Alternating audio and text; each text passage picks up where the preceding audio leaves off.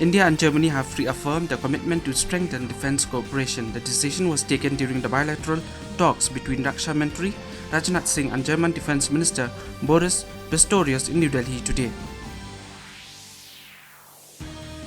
Indian Navy today carried out a successful test to destroy underwater target using Made in India highway torpedo. The National Investigation Agency carried out search at multiple locations in Punjab and Haryana today. A depression over the Southeast Arabia Sea, south of Porbandar in Gujarat, is likely to move northwestward and intensify into the cyclonic storm during the next 24 hours. India's Siddharth Chaudhary clinched gold in a men's shot put with a personal best throw of 19.52 meters.